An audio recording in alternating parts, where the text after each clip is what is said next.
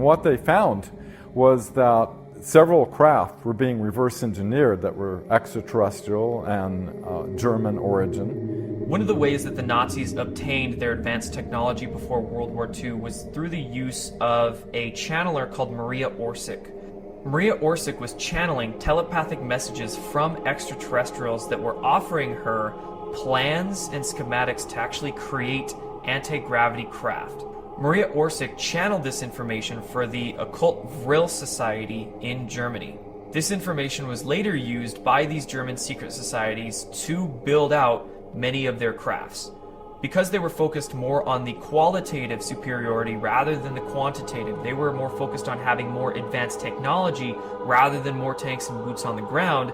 They were losing the ground war in Europe, but they were obtaining the more advanced technology. And to save that technology, they took it down to Antarctica pre and during World War II.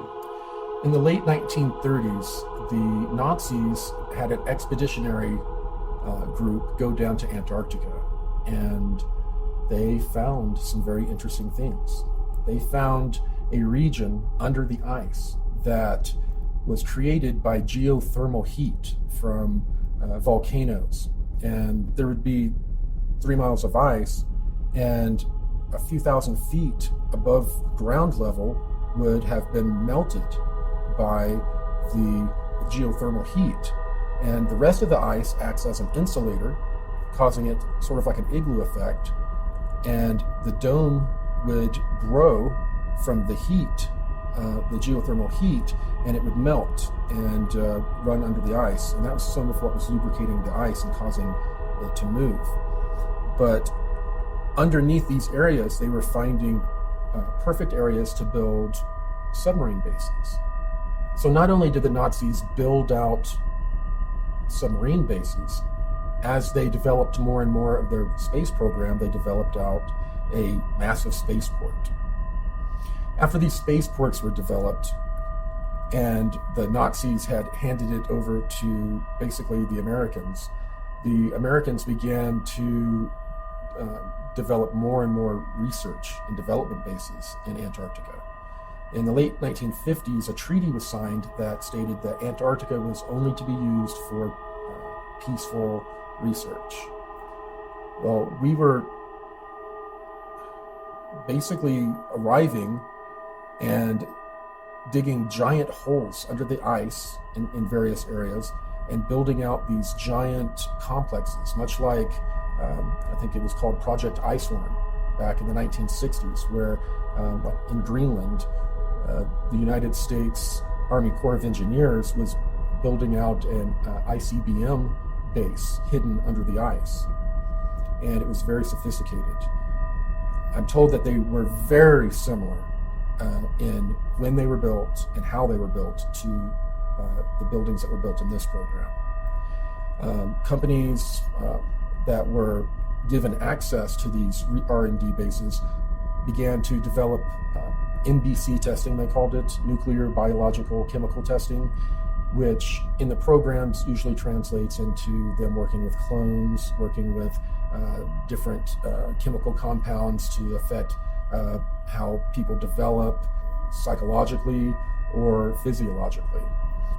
So a lot of very, very dark scientific programs began to be developed down in Antarctica, and indeed are going on to this very day. One of the biggest things that the cabal does not want us to know about are the existence of these R&D bases and all of the horrible crimes against humanity that are occurring on these R&D bases. On December 9th, 2015, William Tompkins released his epic book, Selected by Extraterrestrials. I became aware of it early in 2016, but it wasn't until he had conducted several interviews that he and I became friends and began speaking regularly.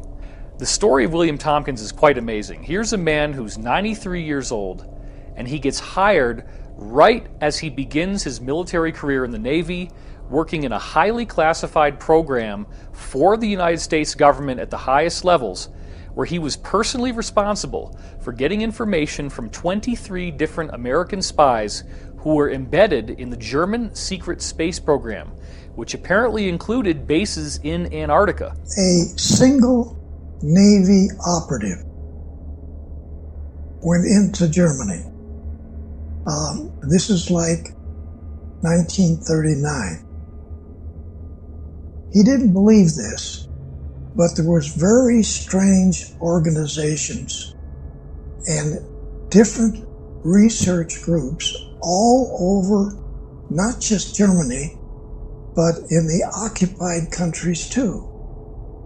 And strangely enough, Germany was putting in production fantastic vehicles. They didn't have wings on these aircraft. They didn't have empennage or tails. They had landing gears. Some of them were triangular shaped. Some were rectangular shaped. Some were round shaped, like a saucer. And so he, being a spy for the Navy, found out all of these fantastic situations that were going on inside of Germany. And this is an important point. Instead of him going to his boss, coming back to the United States, he went directly to the Secretary of the Navy, Forrestal. Forrestal gets tapped on the shoulder. He gets told, don't select a Navy officer to head up these operatives. What? He's told to select somebody who had never been in Annapolis. Now, almost every Navy officer, whether they're a one-star or lieutenant commander, they've all been through Annapolis to learn how to be a Navy officer. It turns out Forrestal is told that every book in the libraries, every book in the colleges, every book in the universities, every book on this planet is misinformation. It's misinformation.